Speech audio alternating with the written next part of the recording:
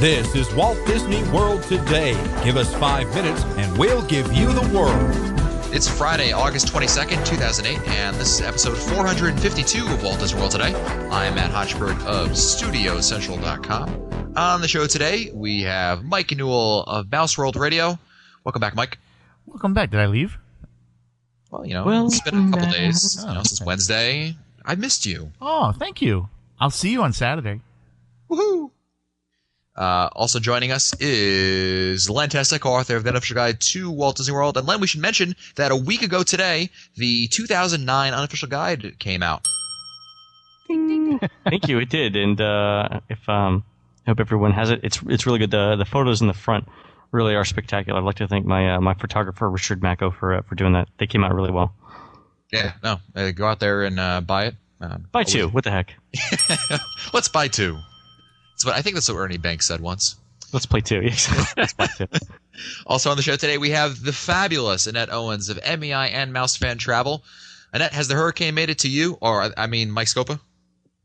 I don't know. Where is Scopa? Is he in the air? Just look for a huge circling swirl of moisture that's somewhere over the Atlantic. And he's under it. The Florida's safe because he's on his way home. Yeah, so. Exactly. We can all breathe a fresh sigh of relief. Also joining us once again is Steve Seifert of TikiMan2001.net. I'm going to beat you to it, Steve. Aloha. How you doing? See? Howdy. Howdy. As they say in Maui. So today we're talking about second choice hotels. Len, do you want to elaborate a little bit on the idea for today's show? Right. So it came up after I was trying to get hotels, my first choice hotel in October for at an Epcot resort, and apparently everything's booked. So I was trying the website, and they said, your first choice hotel is out. Try your second choice hotel. And invariably they gave me either Saratoga Springs, no matter what I put in, or Fort Wilderness Campgrounds. And I'm like, that wasn't your second choice? No, I'm like, well, how do you? So my question was, how do you get from any Epcot resort to second choice being Old Key West or Fort Wilderness? It made no sense. So and it's because of that that new package that Disney has out that came out last week for discounts. So the thing that we want to go over here is if your first choice hotel isn't available, what's a good second choice? Given what you want. Right. And it's definitely something that is important to bring up, especially during busier times of the year, or even times of the year when you can't get the hotel that you had your heart set on necessarily. So Len, let's start with you. What was the hotel you were looking for? I originally wanted Beach Club. Okay, so Beach Club Resort. Obviously, I have the perfect choice for you, Saratoga Springs. No, it's not. Cabin was perfect. No, seriously. What would be, Annette, if you got this, if you were in this conundrum, what would be a good replacement for Len? Well, it sounds like Saratoga Springs and Fort Wilderness was all that was available. No. What would you recommend? If someone says to you, what was it, Len, Beach Club? Yeah, I want a Beach Club. Right. So Beach Club, well, obviously the Yacht Club would make sense if that's available. You want to try the studios, too. You want to possibly...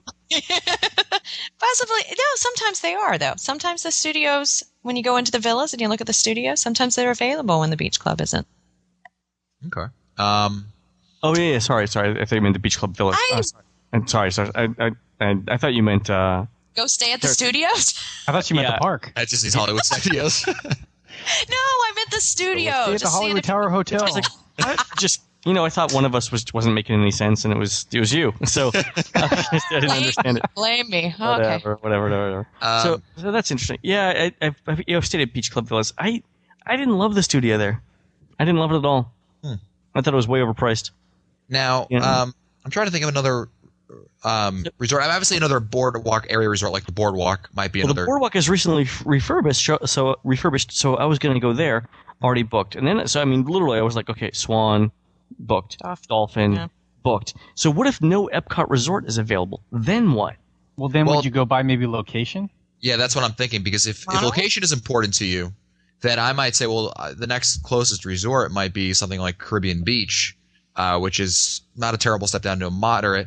And of course, Len loves his old-timey air conditioners, which Caribbean Beach definitely has. Yeah. So that's the thing. I mean, if none of my first choice hotels, which were Epcot resorts, were available. And again, I was going for food and wine. So at that point, mean, what's the next best thing? Well, don't you think you'd go for monorail resort though? At least you got pretty quick access. And that's to actually what I said next. Okay, what about Contemporary? And Contemporary was sold out. But anyway, so we found one for me. Okay. What about some other resorts? Like I know, for example, what if you can't stay at a Magic Kingdom resort, Magic Kingdom monorail resort? If you can't stay there, I'm thinking maybe Wilderness Lodge or Fort Wilderness Cabin. Those are usually. I don't know. That almost seems like it would be harder to get if your destination's Epcot. Wouldn't you think that? Would be more difficult. This is a totally different scenario. Different. Oh, just as far as theme. Yeah. No, just I want a Magic Kingdom resort monorail resort, and it's unavailable. So yeah. So in scenario number 1 was me in Epcot. Scenario number 2 is someone who maybe wants to stay at a Magic Kingdom resort because they've got small children. They're going to spend time at the Magic Kingdom. But let's say that it's either too expensive or it's completely sold out. Yeah, I would definitely say probably one of the Fort Wilderness or Wilderness Lodge, because they still give you the location close to Magic Kingdom. It's just a boat ride away. The kids will love the boat anyway. Yeah, but dude, a cabin versus trading the Grand Floridian for a cabin. Ooh. That's a huge. And if you're talking about, especially if it's during a discount season, it's very rare you're going to find one at Wilderness Lodge. Those tend to go first. Okay. How about Saratoga Springs? Our answer for everybody is going to be Key West. Saratoga. What'd you say, Steve? What about Swan and Dolphin? Yeah, that's just not. It's just not centrally located to the Magic Kingdom. But yeah, good point. Yeah. If you can't stay there, I'm looking at the guides recommend to a friend ratings, and the Swan actually is the highest. Actually, Boardwalk Villas is the highest, but then Swan is right up there in terms of second choice hotels. That's not a bad idea. Yeah, I mean, at least you've still got somewhat close access to two of the other parks. And really, is the bus service going to be any worse from the Swan and Dolphin than it is from Old Key West or something like that? Actually, Old Key West is right below the Swan in terms of recommendations. That's interesting. You're good at this, Steve. Let me ask you another one over here. How about someone who's looking to stay at one of the Port Orleans resorts? And both of them are out, because Port Orleans tends to be the favorite of a lot of people who choose a moderate resort. So if both Port Orleans are out and you still want to stay at a moderate, where do you stay? Both Port Orleans are out and you want to stay at a moderate. Because that's a tough question. Because that leaves you obviously with Caribbean Beach and Coronado Springs. Yeah. Neither of those. I mean, both of those are at the bottom of the list in terms of reader satisfaction, although Caribbean Beach is significantly higher in recommend to a friend, 63% versus 49% for Coronado Springs. So, and they're comparable in terms of positive responses when we ask whether people would stay there again. I would have to go with Caribbean Beach. Yeah, that's what I would say. What's going to be interesting is to see whether that new retheming bumps those things up. Oh, I think so. I think it'll be a big hit with families. Just like the All-Star Family Suites were a big hit with families. I think this will do just the same. Not so much about, getting more space or anything, but the theme, if kids see that, if families see that, I mean, that's going to draw them in like Scopa to moisture in the Gulf of Mexico. Scopa to old stuff. Exactly. Okay, so that takes care of the moderate resorts. Well, I've got a question for you. So, as far as the prices of the moderate resort, don't they sometimes get somewhat close to some of the discounts you can sometimes find for Animal Kingdom or Wilderness? They get close. Or, some of the rooms with maybe not the Savannah view and all those things. Right, I understand what you're saying. Len, what do you think? It's like the low 200s for those resorts versus like the 150s for the or maybe you're right at $200 versus like 150 for the moderates. Right. Yeah, another point. I mean, and you've always said, one of the things you've always said, Len, is Wilderness Lodge and Animal Kingdom Lodge are glorified moderates. I think they are in terms of room size or value deluxes. And now Fort Wilderness, they're calling Fort Wilderness moderate now. So I mean, I totally see that as a moderate. So yeah. Yeah. I mean, you're just paying a lot more to stay at Animal Kingdom Lodge or Fort Wilderness. Wilderness Lodge. Excuse me. Steve, I would definitely agree with that if money isn't so much an issue. If you feel like you know what, I can take a little bit, pay a little bit extra and get for it, especially in the value season like you mentioned, you can really get a deal on those. Relatively speaking, to an extra $50 a night or whatever. For some people, if you could take the bite, I would say that's worth it. Yeah, I agree. Might be a good excuse. I mean, you do get something more for it at the deluxe. Right. It's not just, saying you're staying at the Animal Kingdom Lodge. There are, added amenities, so you are getting a little bit of something for that extra money. Right. I would say the Wilderness Lodge is the better value there. I mean, in terms of popularity and. Although I personally love the Animal Kingdom, I like the Animal Kingdom Lodge a little bit better, but I think listeners would tend to value the Wilderness Lodge a little bit higher. Okay. Someone else want to throw out a hotel that they can't get? And what if you can't get into like a value resort like All Star Movies?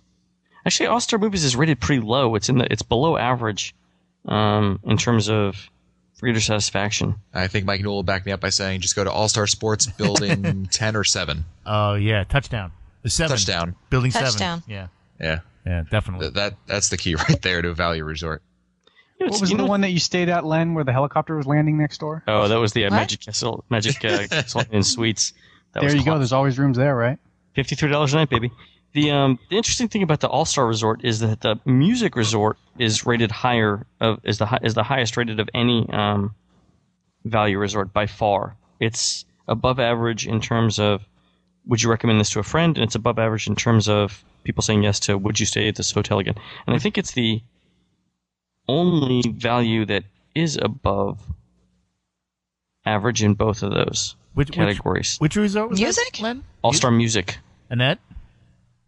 I'm just saying, guys. Annette, All-Star Music. Uh-huh. Okay. I see.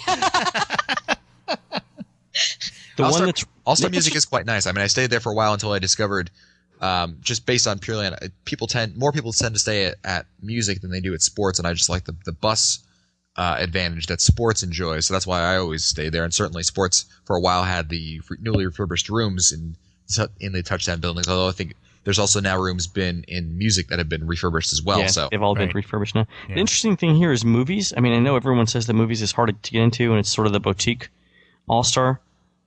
I just think the theme appeals to people. It's far below average in both reader satisfaction surveys. In fact, it's almost the equivalent of an off-site hotel. Wow. In terms of satisfaction. Wow.